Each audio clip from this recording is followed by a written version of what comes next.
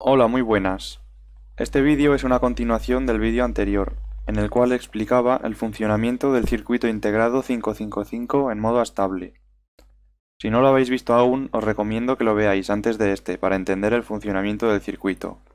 En esta segunda parte presentaré dos modificaciones al circuito resultante del vídeo anterior.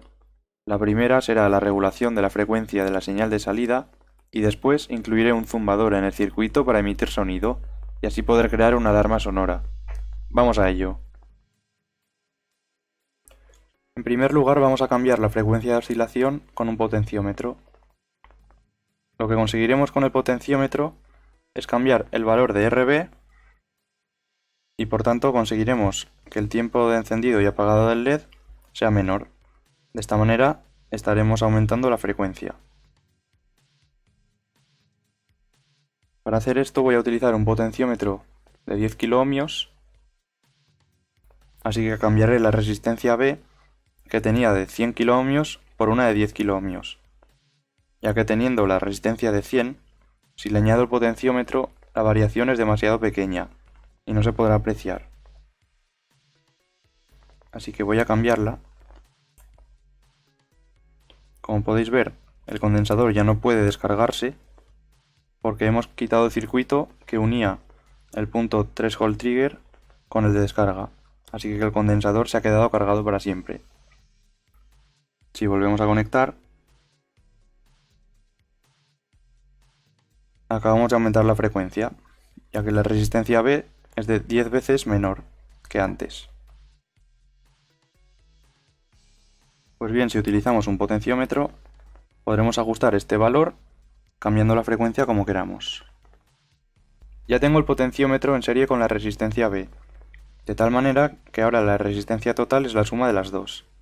Ahora el potenciómetro está puesto al mínimo, así que tenemos 0 ohmios. A medida que vayamos incrementando, aumentará su valor y de esta manera la frecuencia se irá reduciendo. A ver si lo podemos apreciar con la vista. Voy a ir incrementando poco a poco. Se debería reducir la frecuencia de parpadeo. Cada vez menos, hasta que llegue al máximo. Vale, ya tengo el potenciómetro al máximo, de tal manera que la frecuencia es la mínima posible con este circuito. Como podéis ver, aún así sigue siendo mayor que antes, porque antes teníamos 100 kiloohmios en total y ahora en el punto máximo tenemos los 10 fijos de RB más los 10 del potenciómetro, es decir, 20 kiloohmios. Tenemos 5 veces menos que antes. Si utilizáis potenciómetros de mayor valor, podéis tener mayor rango de frecuencias. De manera que podéis diseñar vuestros propios circuitos acorde a vuestras necesidades. Como última modificación al circuito, voy a implementar un zumbador. De esta manera podemos crear una alarma para utilizar en lo que más nos convenga. En este caso se trata de un zumbador activo, es decir, al conectar un voltaje continuo entre sus dos terminales, comenzará a vibrar emitiendo un tono continuo. Este en concreto funciona a 5 voltios, así que es perfecto para la aplicación.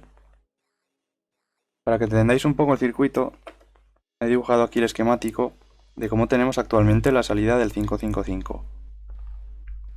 La tenemos conectada a una resistencia de 220 ohmios y después a nuestro LED rojo, de tal manera que nuestro LED se enciende cuando la salida estamos en activo o 1 y se apaga cuando la salida está a 0. Pues bien, con el zumbador podemos obtener el comportamiento inverso.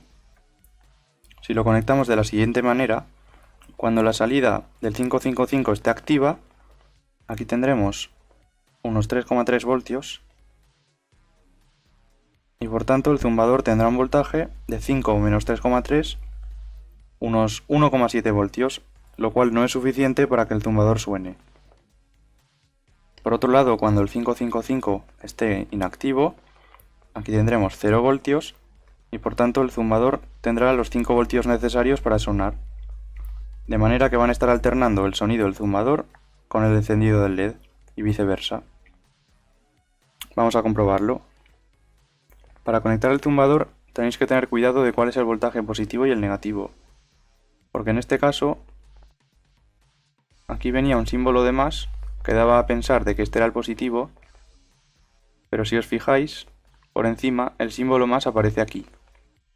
Y además la patilla es más larga, lo cual nos dice que realmente el positivo se trata de este.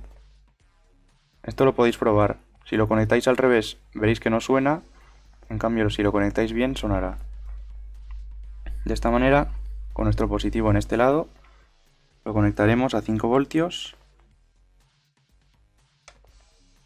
y a la salida de nuestro 555, de tal manera que ya tenemos este circuito. Y ahora para probarlo,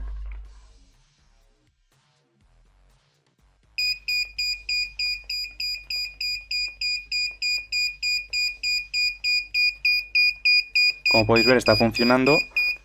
Podemos incluso aumentar la frecuencia.